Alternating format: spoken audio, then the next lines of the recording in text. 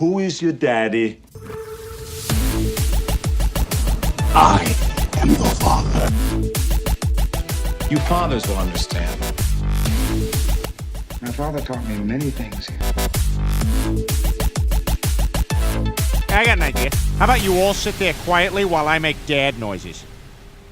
All right, welcome to Fathers of the Grind, episode 47. This is our last episode for the month for November. We're getting ready to head into December next, so it's going to get crazy as Game of the Year stuff kicks in. We'll talk a little bit about what we're doing next week as well, but it's been, I can't believe it's been 11 months of us doing the show, so thank you guys for listening, and thank you, Derek, for hanging out and chatting with me every week, even though sometimes it's better than others. And I do like, one thing I've learned about you, Derek, is that you're not afraid to say, hey, this episode kind of sucks. Right in the middle of the episode, you'll even say it. So, yeah. So this episode probably is going to suck.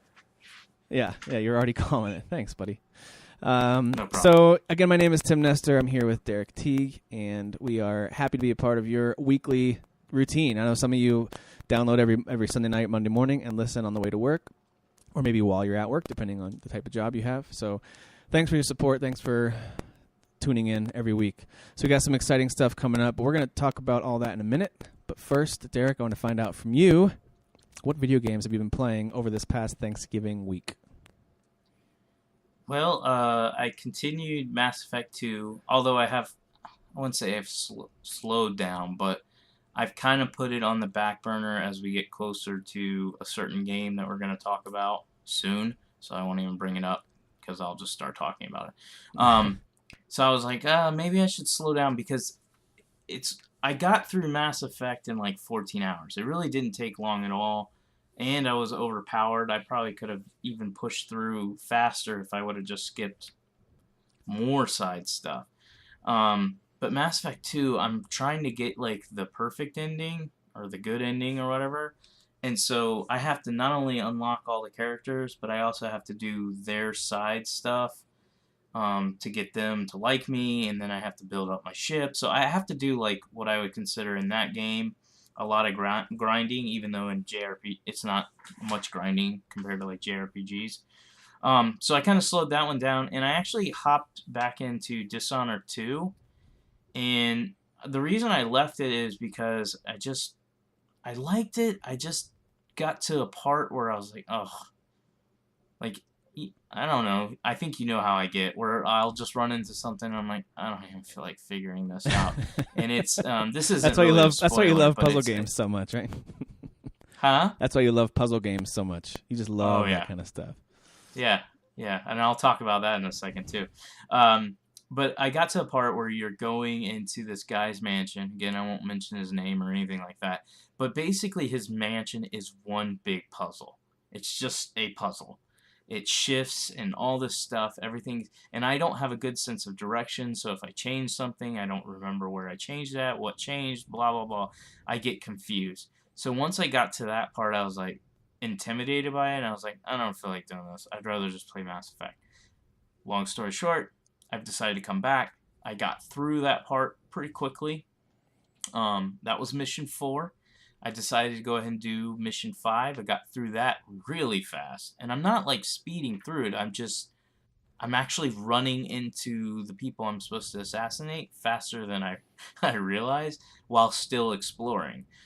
So I'm more than halfway through the game. So what I'm going to try is Sunday and Monday, so today, we're recording on Sunday, I'm going to try to push through and hopefully beat it. I don't think I'll be able to, but I'd like to before Tuesday. Gotcha.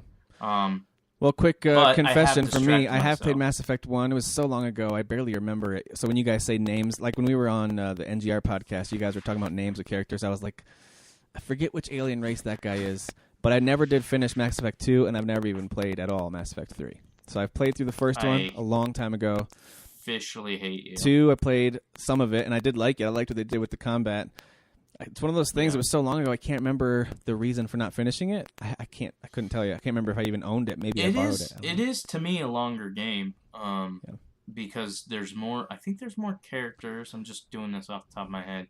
There's more characters, and then in order to not get a completely terrible ending or just might not even be able to finish the game if you don't do this good enough. You just have to do a lot of side stuff. So it does take longer. I can see why if somebody's not like completely into it. Well, I do plan on trying to get through that whole trilogy before Andromeda. I do want to, just like I did with Gears of War, kind of powering through the Gears of War games. I know these are more in depth, especially 2 and 3, than Gears of War 2 and 3. But I still feel like I can do it between now and, what is it, March, when Andromeda supposedly is going to be dropping? Yeah, I think March 12th was like the leak date or something like that. So that's a soft there. goal that I'm setting. We'll see if I get to it or not. But I really do want to play it. I want to be part of the conversation with Andromeda. So we'll see if I actually get to those or not. I mean, technically it's supposed to be separate from it. So it's not like you can't. And they did that intentionally. They want people that like you who haven't finished 2 or 3 or haven't played them at all to feel like they can just jump in. But I'd still like to have I still like to have the foundation before I play that game. There's something to not only just the story, but the gameplay as well. I want to be able to have that foundation. And I've already had 3 spoiled for me, at least some of the various outcomes that are there. But that's okay. I still wouldn't mind trying those games. Well, I don't know if we talked about it on this show. But here's the thing: a lot of people complain about Mass Effect 3's ending, so that's probably what you know about. And I kind of get it, but I'm not one of them that was upset. I actually kind of thought it was cool. They left a lot of question marks. I personally like question marks. I like for you to have to like think it through. And sometimes you just have to figure it out on your own, piece it together. But the way they did the entire game of Mass Effect 3 was your ending. The entire game was your ending. It was your goodbye to characters. It was your goodbye to certain issues that you face in Mass Effect 1, or I should say your conclusion to certain issues that you face in Mass Effect 1 and 2. The entire game was the ending. That's how they formatted it, and it was done beautifully. The only thing people had a problem with is at the very, very end, they said, okay, here's your options, and then you change the color of the ending, but ultimately nothing you did in previous games stops what's going to happen here. And my argument was always, but it's Shepard's story. This is how they wanted Shepard's story to end, not your story. So I get why people are upset, but in the end, I highly recommend you play Mass Effect 3, because even if you think you've had it spoiled, you really haven't, because the entire game is the spoiler. It's the ending. Cool. So, well, that's good to know. Yeah, so I'll get through Mass Effect 2 eventually. Of course, I got a lot on my plate. I haven't even touched Watch Dogs 2, really, because I'm going to focus on Dishonored 2, and then I really am just hyping myself up for Final Fantasy 15, and it's getting even worse. But before we jump into anything like that, what are you playing? Yeah, Final Fantasy 15 is, let's see, we're recording on Sunday afternoon, so it's like 36 hours away, basically, till that game unlocks. For those of you who have it digitally or, digitally, or if you're going to go wait. I'm downloading it now, actually. Yeah, so that's going to be exciting. I'm looking forward to that, too. Just so you guys know, as a little preview, you listeners, next week, we're going to be doing basically our first impressions of the game, and I was going to talk about this later, but I might as well mention it now. Since it's our Final Fantasy 15 special episode, it won't be totally a review. I highly doubt either one of us will have finished the game by then. We have jobs and families, and we don't have that kind of time. Yeah. But we're actually going to have a special guest join us for that one. You'll find out next week who that is, a member of our community who we all know and love, and so it's going to be a lot of fun to talk about Final Fantasy 15 next week. Of course, open to input from you listeners as well. So if you want to send us an email, fathersofthegrind@gmail.com, or just get on our Facebook group and send me a message or make a post. Love to get your Final Fantasy 15 thoughts for next week as well. All right, so you mentioned Watch Dogs 2. That's exactly what I've been playing all Thanksgiving week. That's how I spent pretty much my entire week off. I'm back to work tomorrow, but I was off from Tuesday through today, essentially. And we did have family in to visit, but it was my mother-in-law, and so she would head to bed a little earlier. She's East Coast time, and so she was ready to go to bed about 9 o'clock most nights. And my wife was pretty tired from cooking and cleaning and hosting, and so she would go to bed a little earlier than usual. So I had a little more gaming time than usual this past week, and so I was able to just essentially just sit there and play a lot of Watch Dogs 2, and I loved that game. So I finished it. I just actually finished it yesterday afternoon, and Watch Dogs 2 is amazing. I think it's one of the best games this year. I think it gets a bad rap for its millennial theme or dialogue, whatever. I actually think they nail the characters, and I really like all the characters. I love the lead, Marcus Holloway, also known as Retro. Characters like Wrench and Satara. This kid named Josh, who's kind of an introvert, but he has some really funny lines. There's another character from Watch Dogs 1 who comes back he's a major player in Watch Dogs 2, but I won't say who it is. And so there's some really cool moments there. There's even a few throwbacks to Watch Dogs 1. They'll talk about Aiden Pierce. There's even one side mission where you get to kind of help in a certain way. So it's really interesting the way they kind of connect it. But it's a totally separate story. It's very much about these young hackers taking down what's the word I'm looking for? Not conspiracy. The corrupt. There it is. The corrupt businesses that kind of control your information, control your data, and use it to market to you, to convince you to vote a certain way. And so it's kind of what you expect from this type of a game, but it's so much fun. I haven't had this much fun in an open world game in a while, probably since The Witcher 3. And so yeah, I really, really enjoyed it. I thought the mission variety, some of the best. I mean, other than Grand Theft Auto 5, probably not this much mission variety in an open world game. And it helps that you've got all these drones you can use. This little RC car that can zip around and hide and distract people and unlock stuff. And if you pull him up to computers, this little arm comes out of the little RC drone, and he'll actually plug into the computer and attach a USB port and get you the data you need without you ever having to go into the fort or into the base. So it's really, really cool. The quadcopter's cool too. You can kind of use that to scan and mark everybody so you see where everybody is. You can use that to attack, basically, using the environment. So it's a lot of fun. I had a ton of fun with that game, and I thought the story was decent. And I think those of us in our age bracket, kind of that younger Gen X, and then those of us who are older as well, it's easy for us to look and scoff at the millennial generation. They're very colorful and kind of almost annoying at times, just looking from the outside in. But Ubisoft really nailed some likable characters here, regardless of the generation or the way they dress, whatever else. It's just kind of a modern setting with modern young people, and it's really cool. I really enjoyed it. So I highly recommend Watch Dogs 2. You'll be hearing me talk about it more when we talk about Game of the Year in a couple weeks. So, well, I think I'll give it a shot since I'm the one that paid for it. Yeah, you should. Kind of like I bought Fallout but never played it. I bought Fallout 4, never played it, but you did. I know. Yeah. We just gifted each other. I'm still going to continue to play it too. So, yeah. So the only thing I would add is I'm actually dusting off my Wii U. I don't know if it's just a nostalgia feel right now, but I have this desire to play Nintendo stuff, so I actually dusted off the Wii U. Got Mario Kart 8 out. I've got Mario 3D World. I bought Mario Maker for my daughter Emily. She's real excited. She likes building levels and stuff. She's really into Minecraft, so I said, hey, I've got this now, so if she wants to play it, she's got that. I don't know if I'll play that one as much, but I'm definitely in the mood for like Mario Kart 8, Mario 3D World, and I just bought digitally, because I had sold my hard copy of it. I bought Twilight Princess because it was on sale. What about Xenoblade Chronicles X that you never really got into? Yeah, I'm gonna maybe play that. I don't know. Yeah.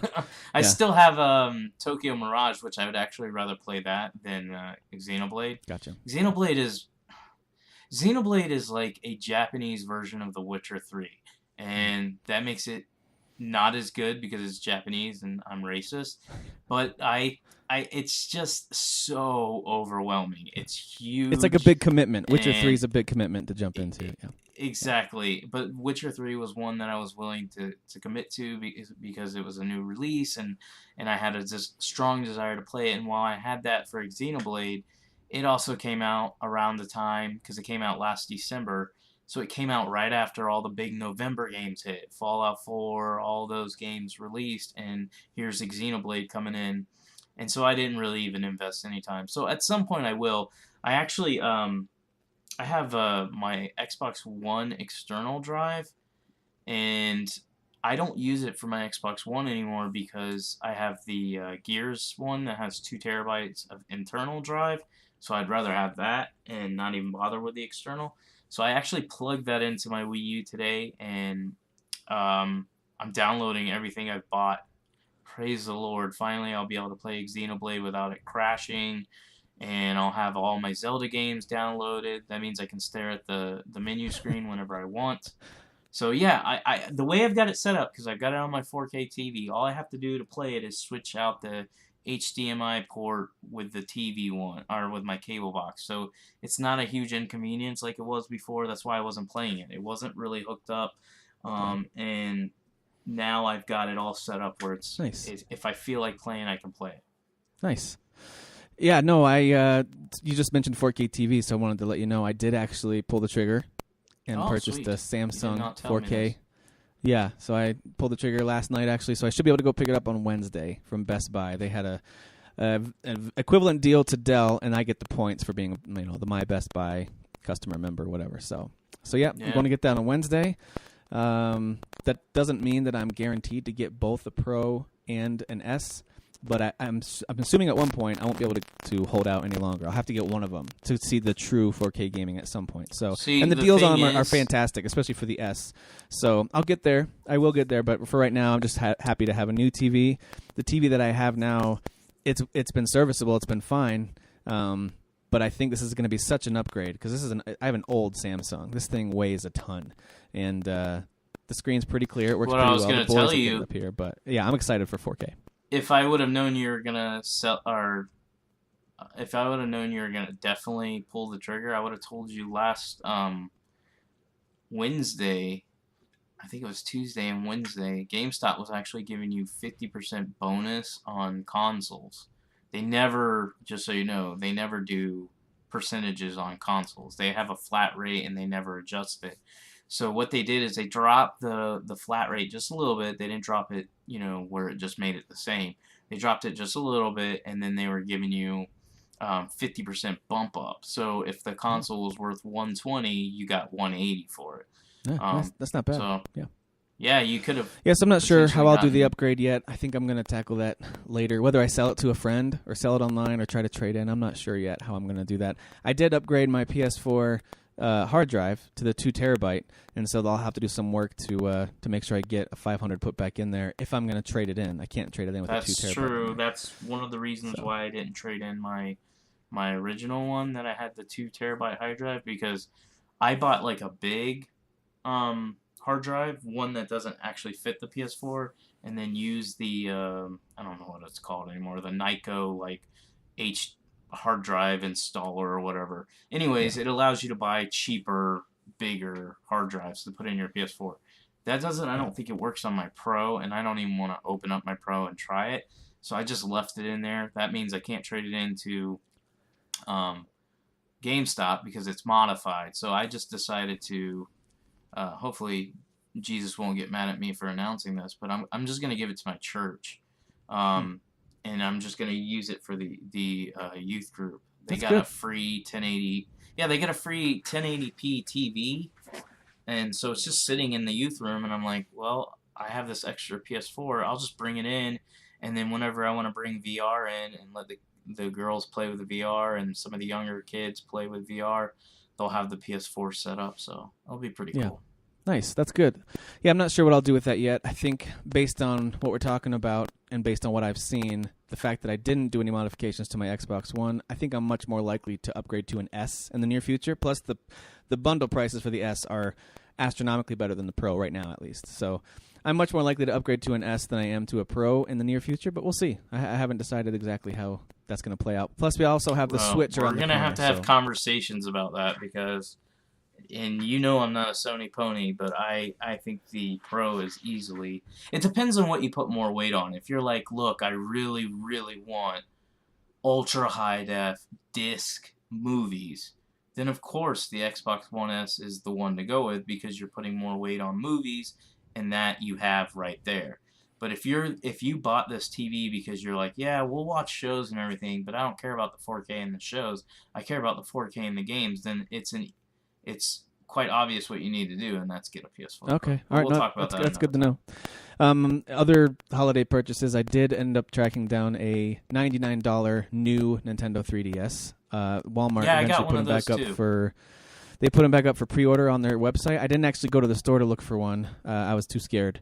So what I did was I just kept refreshing all the websites, Walmart, Target, Best Buy, even Amazon, just seeing what I could find. And eventually Walmart had it marked as sold out, and then eventually it marked as pre-order, and so you could get it at that price, and then they promised it by December 16th. So I did get one of those, and I'm excited for that. I'm going to get all my boys. Their Pokemon games have already come in, and then next up is to buy them each their own 2DS. So Christmas is coming together. So we're actually going to talk about Christmas gifts here in a little bit. So be thinking about gifts you got as a kid. I'm excited to be on the parent side of this now, to buy presents for my kids, knowing that I know what they want, and I've already told them I'm not going to get you everything that you've listed here, but I'm excited to get them some of this stuff. They aren't expecting their own systems. They're expecting maybe, one copy of Pokemon they can all take turns and share on one 3DS. Like, they're not really expecting brand new systems. So I'm really excited to be on this side of the Christmas surprise this year. I'm really excited for that. So we're going to talk a little bit about ours. Yeah. The same Pokemon game? Like, how they have Sun and Moon? Are you going to buy them all just Sun? Or are you going to buy maybe 2 of them Sun, 2 of them Moon? 2 Sun and 2 Moon. Yep. Okay. Yep. Okay. And I'll get myself a digital copy on my new Nintendo 3DS. My oldest son selected, I gave him a choice between a new 2DS, or he could have my hand-me-down 3DS XL, and he'd much prefer to have the 3DS XL.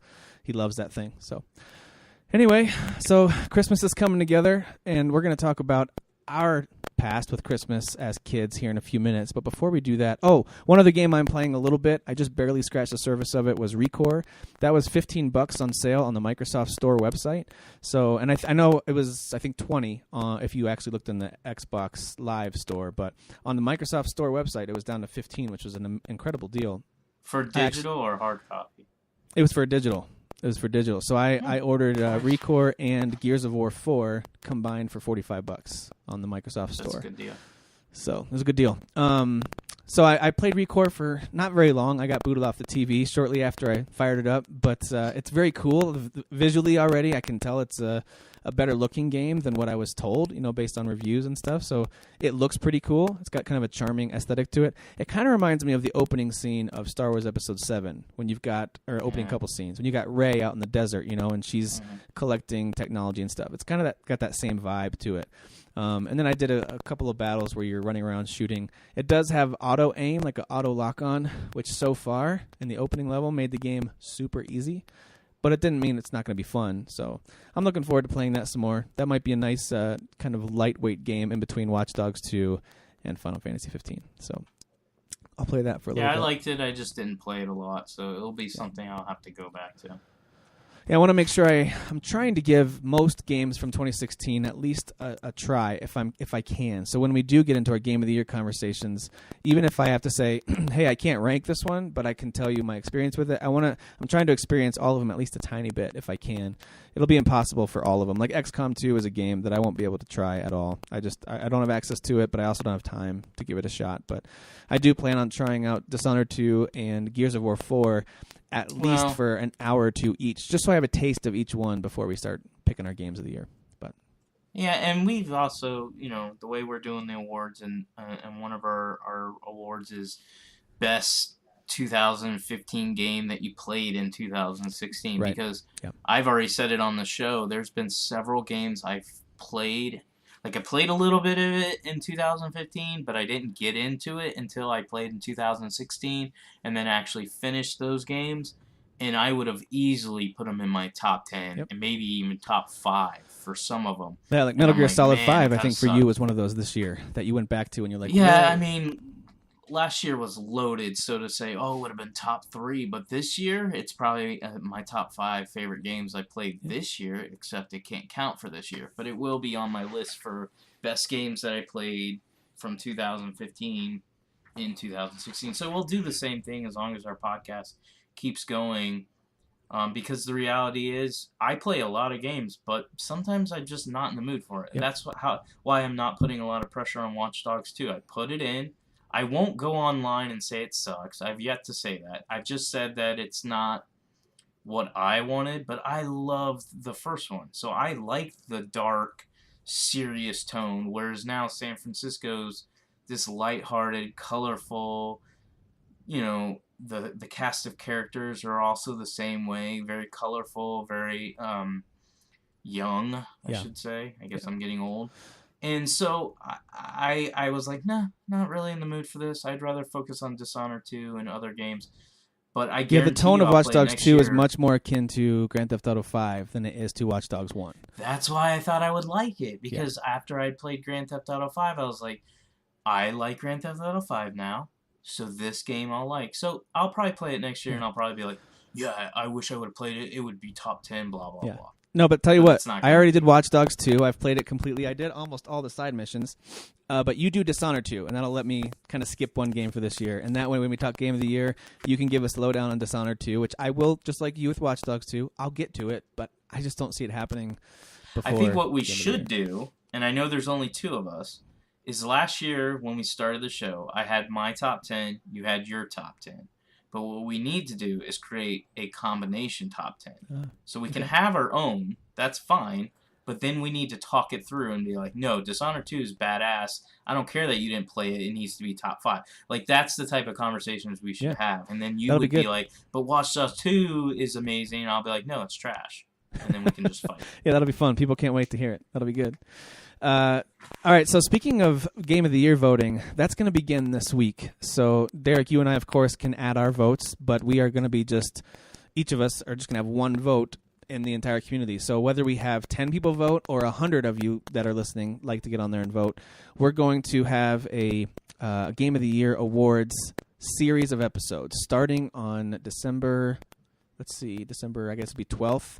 There's going to be 3 episodes in a row that are all Game of the Year focused. And so far, we have put together, there's 7 and then 10. There's somewhere in the range of 20 categories. And so that's how we're going to split it up over 3 episodes. And of course, the final episode will have things like Game of the Year, overall Game of the Year, PlayStation 4 exclusive of the year, and so on and so forth. But then we have some subcategories that'll be kind of fun. Things like Best Protagonist or Best Villain, Best Music, Best DLC or Add-on. We do have Best Menu Screen. We'll give out an award for the TGT Award. We'll have a few of those. Yeah. So that's trash, garbage, trash. For overall worst game, for most disappointing game, most overrated game, things like that. So I'm looking forward to those. That'll be a lot of fun. But all that's going to be, it's all going to hinge on the community voting. So here's what we're going to do. This is something I just decided without checking with Derek, so we'll find out what he thinks about it in a second. But I want to not only get your guys' opinions, I want to get all the listeners to chime in on their thoughts. And some of you, maybe you would say, hey, I've only had time and money to play one game from 2016. That's totally fine. Get on there and choose that as your game of the year. That's fine. I want all the votes we can get for as many categories as we can get. And even if that means you can only get on there and say, hey, I only played Fire Emblem Fates this year. That's the only new game I played. Awesome. If you liked it, select it as your game of the year and give it some points. So if you do that, if you log on to this survey that you'll start seeing on our website, fathersofthegrind.com, or in our Facebook group, sometime this week, I'll be putting those links up. Get on there and do that. Make sure you include your name and your email address on the survey. There's going to be a spot for that. And then you'll be entered for a drawing. So that's the plan. And once we draw names during those episodes, you might win one of a handful of prizes that Derek and I have yet to decide on. But it's likely going to be something in the gift card realm. So if you're an Xbox gamer, the easiest way to give somebody a gift is just buy them a code. Yep. So you'll get some sort of code, and I think we'll do like a first, second, and third place type of a drawing. So if you want to be entered for that, that'd be great. But more importantly, we want your votes. We want to have as comprehensive a Game of the Year award selection as possible. So we need your help with that. There's going to be 2 short surveys. It'll be very easy, very straightforward. And again, most of it's going to... The only thing you have to select is one overall Game of the Year. All the other categories are optional. So there's just going to be 2 questions on the survey. Do you like Tim? Do you like Derek? Yeah. Just is that yes or no, or is it like a scale of 1 to 10? I mean, you can put whatever you want. You know, it's funny. I'm using SurveyMonkey for these TGT. surveys, and I could actually create a ranking thing. So I could say who's better, Derek or Tim, and they can kind of rank us 1 and 2. Oh, come on. I already know I'll get destroyed. Everybody loves to hate on me, so I'll get destroyed. I'm like, oh, Derek's trash. Yeah, they blah, might love blah, to hate blah. on you, They but all let's know. be honest. If They all love me. if one of us missed an episode, if it were just me doing an episode, like, hey guys, I'm just going to get on here and talk for like 20 minutes, no one would listen. But if it was you getting on there, just dogging and trashing on things for 20 minutes, people would listen. So they can yell at you. So they might dog and trash on you, but you make the show interesting. All right. So that's it for Appreciate it. voting. You guys will see more stuff about that coming out if you're in our Facebook group, and we'll also talk about it again next week. Be sure to just email us if you have any questions about that. Yeah, I'm real excited. I can't wait for December shows. I'm real excited about it. Yeah, I am. I'm excited too. We were on NGR Radio last week, which is a show on the DNA Network. If you go to the YouTube and search for DNA Network or search for NGR Radio, you'll be able to find the episode where we joined Corey and Matt for a chat about video games. And actually, our chat went all over the place. We followed a whole bunch of rabbit trails. But we were able to guest on that show. But go support those guys. Go give that show a view and a like. Maybe subscribe to their channel. Go check them out. They're good guys. Next week, we already talked about this, will be our Final Fantasy 15 show. And lastly, speaking of Final Fantasy 15, our friends Mark Allen, Clayton Pace, and Daniel Freitas. I almost said Fritos, but I want to be nice. These guys are starting up a podcast with a number of other people as well, I think. And I think Daniel and his friend did the first episode. Kratos. And it's called the Choke Bros. So you can find them on Facebook if you search for the group, or on YouTube. You can find the Choke Bros. And they are going to basically be doing a Final Fantasy-centric podcast and vodcast, too. So it'll be video, I believe, as well in the near future. So there you go. Go check out the Choke Bros. Give them your support. That's it. That's all the housekeeping type stuff I've got, unless I'm forgetting something that you're thinking of. No, the only thing I wanted to add is if you go check out that NGR radio show, Matt and I agreed that Incubus sucks, and it upset Tim. Yeah, and that we're was very quite a happy conversation. about that. I'm very happy about that. So I just want to make sure everybody knows Incubus sucks, and if you like Incubus, you are TGT, and you need to leave. It did really annoy me because Now it's I made a joke, but somebody's going to actually leave the group. It's true. No, I actually I made a comment about how good Incubus is, like how just amazing they are, and then at the same moment, Matt and Derek burst out laughing as soon as I said it. So it was actually a pretty funny moment. But I was, of course, in the moment like, "Hey, that's not nice." You know, I didn't like that. But I love that band. I like those guys. them. They mean a lot to me. But no, that was actually a really fun conversation. And now Corey joined us late because he had a family dinner thing going on. But Corey and Matt are good guys. We also, after Derek left, he had to go a little early. We played 20 questions as well. So if you guys listen to Game Scoop and you listen to 20 questions, very similar style thing where Corey had a game and then Matt and I had to ask 20 questions on our way to guessing it. And I won't tell you whether or not we got it. You'll have to go watch if you want to see. All right. That's it. That's all I got for right now. I've got one main topic question for you, and then we're going to wrap this thing up, give people a little bit of a shorter episode this week because we're about to have several long episodes, I think, in the near future. I don't see how we can make this next month short. No, it's going to be a lot of long episodes. I mean, I would say an hour minimum for each of them. So for this week, based on the timing, we're recording Sunday afternoon. We both had a lot of family and holiday things happening. So the timing of this recording is a little unique for us, which is why I'm actually standing to record today. That's why you see the Penn State thing in the background. I'm in my two oldest boys' room, and I'm kind of at this weird standing desk area they have kind of near their bunk bed. So my feet are tired. I need to go sit down. I sit for a living, and I'm already tired from standing. So anyway, let's talk about Christmas presents. We just talked a little bit about, like, I, for instance, bought myself a anniversary and Christmas present combined in buying that TV recently. And so my wife and I talked about the budget for it, and I picked it out. That was a very happy Christmas present for me. But it's been years since I remember going into Christmas morning not sure what I was going to get, and that excitement of opening up that present and being like, this is the game I wanted, or this is the system, or whatever that thing was.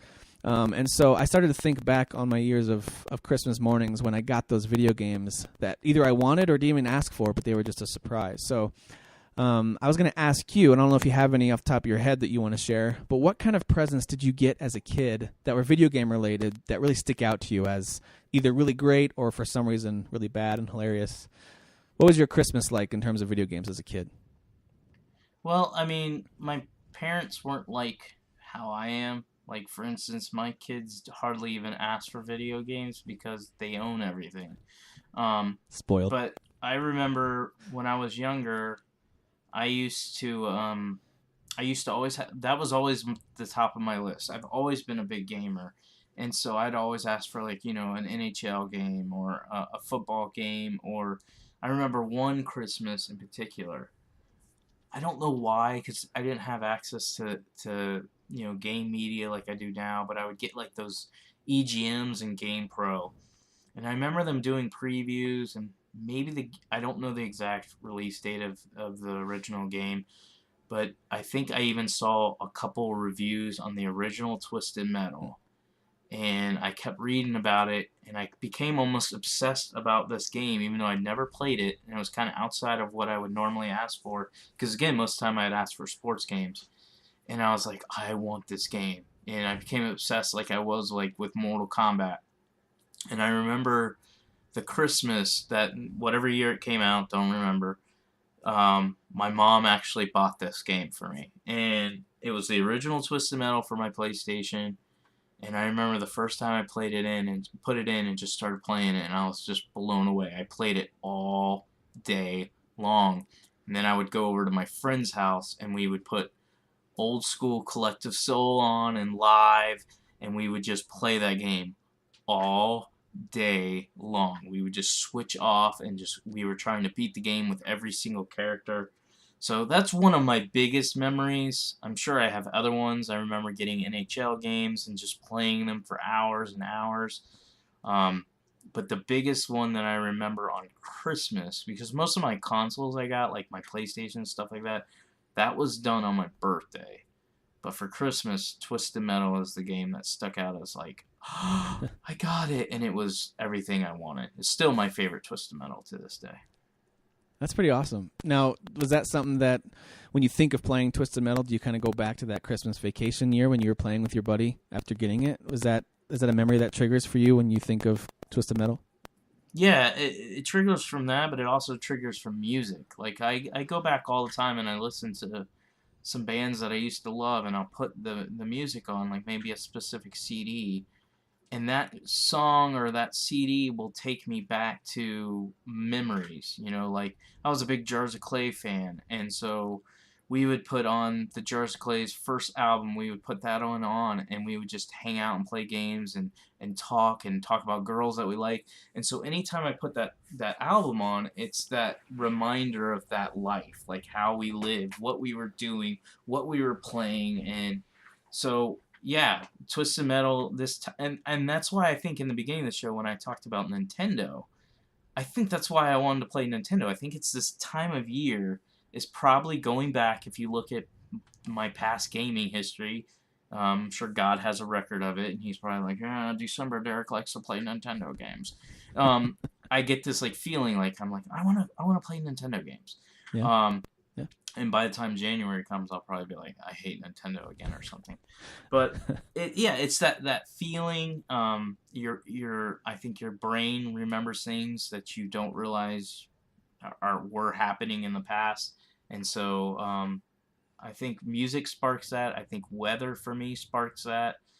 Those type of things. The time of year sparks it. That like I'm like, oh, I want to play this. I want to do this. So yeah, I definitely get the nostalgia when I put that game in, and I'll still every once in a while. I don't do it as often, but I would when I was frequent on my PS3, I would put Twisted Metal on just to play it for a little bit. I wouldn't play it as much as I used to, but just that nostalgia.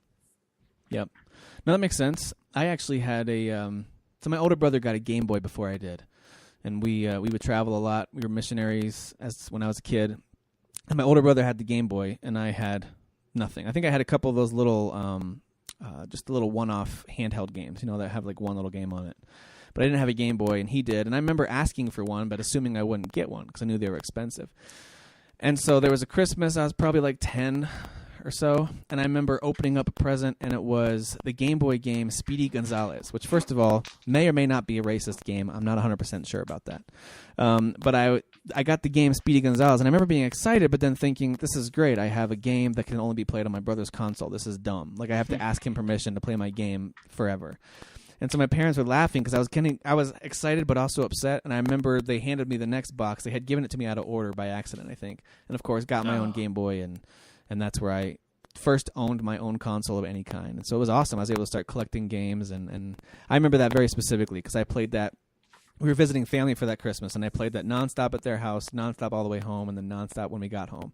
Went through so many batteries, so many AA batteries came and went from that because of that system. But that one sticks out to me. And then for the years that followed, whenever I asked for a game, like I think of Super Nintendo. So my brother and I actually saved up and bought that together. I don't think we got that for Christmas or anything. We actually saved up our money and did chores and mowed lawns and all that and bought it together.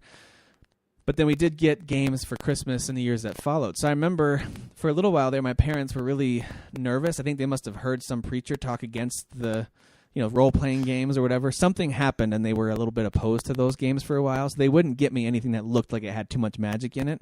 But they were okay with Disney games. And so we would almost always get, or Star Wars too, they were okay with for some reason. And so we would get all these platforming games like Aladdin or Lion King, Super Star Wars, Super Empire Strikes Back. We would get those games. Those games were okay.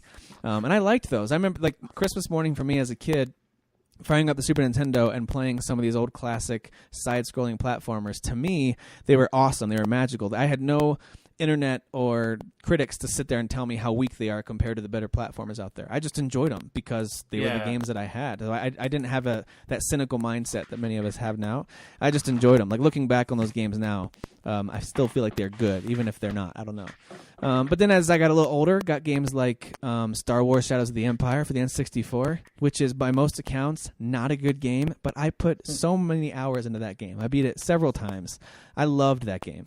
And so that's the kind of thing that happened when you were a kid. You would get the game that you would get, and then that's all you would play because that's all you had. And as the years went on, I started to get better and better games for gifts because I knew what to ask for. Things like Chrono Cross or Final Fantasy X or Final Fantasy X. I would get those over the years too. But when I think about Christmas and video games as a kid, I usually think it has to be parent approved. That's really what it was. They had to be okay with it. It had to. They really relied on those little ratings. If it said E, or I think it actually said something. Maybe it had the letter Y. Back in the day, it had a different rating system, I feel like. But anyway, they had to approve it. They had to make sure that none of the parenting magazines they read disapproved of this game before they got it for me. So anyway, I'm looking forward to being on the other side of that now. As my kids are about to get their own 2DSs. Each one's going to come with a copy of Mario Kart 7.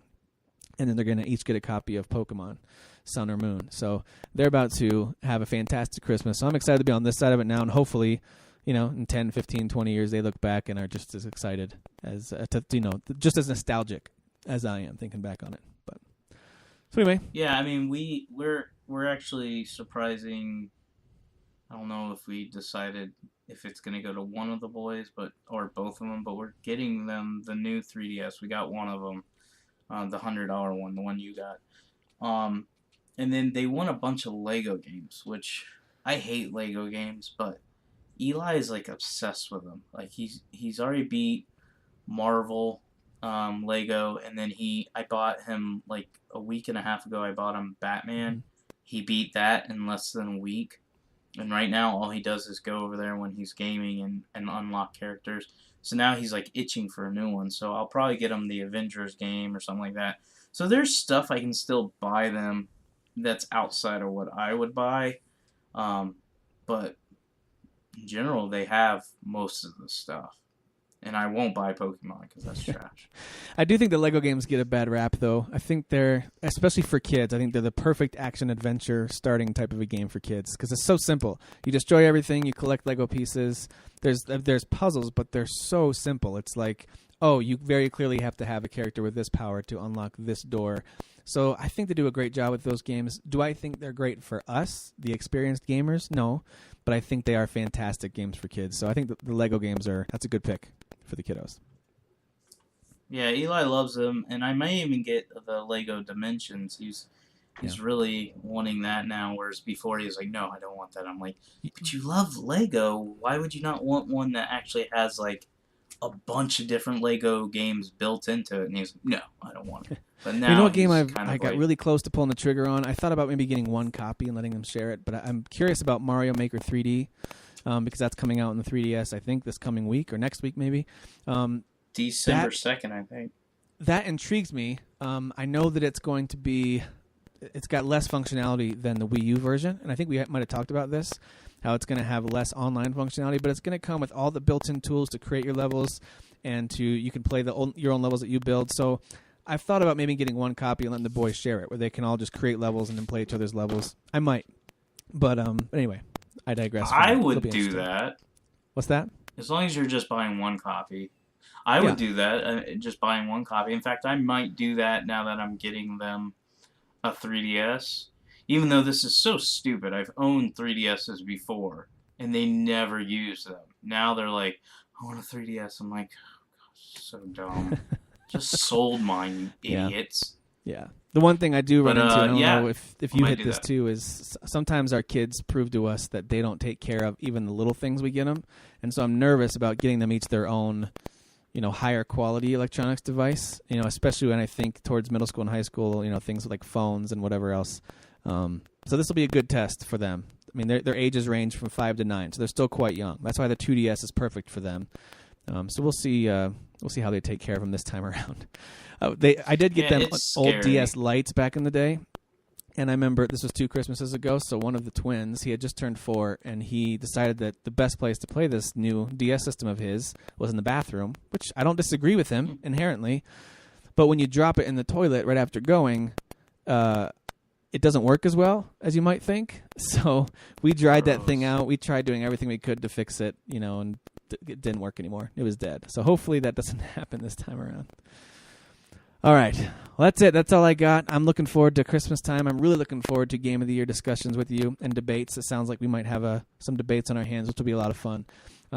So for those of you who are listening, make sure you either email us at fathersofthegrind@gmail.com with your thoughts on either Final Fantasy 15 or if you want to contribute to Game of the Year.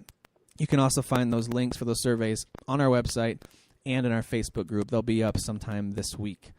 And that's pretty much it. That's all I got. And if we want you to vote, we want you to be a part of it, but also, like, if you're real passionate about a game, like maybe because, I'm pretty vocal in the group, and so's Tim. If we don't care about a game that you care about more, write, a paragraph on why you love it. Share why we should consider this game or something like that. Oh yeah, I like that idea. Because we want to give you a voice whenever we do these awards. So yeah, I like that idea. Actually, I would also accept any audio entries. We did this a little while ago when we had some people submit audio stuff. Audio and I thought would probably be easier. Yeah, audio would be great. And you can email that to me, fathersofthegrind@gmail.com, or Facebook message me. However you want to get it to me is fine. You can just share it in Google Drive. That's probably the simplest way to do it. And we'll include your audio there, too. I like that idea. Take 30 to 60 seconds or whatever it is to make a case for your Game of the Year. That'd be really cool. All right, well, that does it for episode 47. Derek, thanks for joining me this time. I know the timing was kind of off. Hopefully next week we'll get back into the groove. So make sure you guys tune in next time with our special guest Next as we week talk will be Final Fantasy 15. all about Final Fantasy 15. So if you're at all excited about that game like I am, we're going to have lots of discussion about that. That's right. All right, guys, thanks for listening. Happy Thanksgiving, and we'll talk to you soon. Peace. Who is your daddy? I am the father. You fathers will understand. My father taught me many things. I got an idea. How about you all sit there quietly while I make dad noises?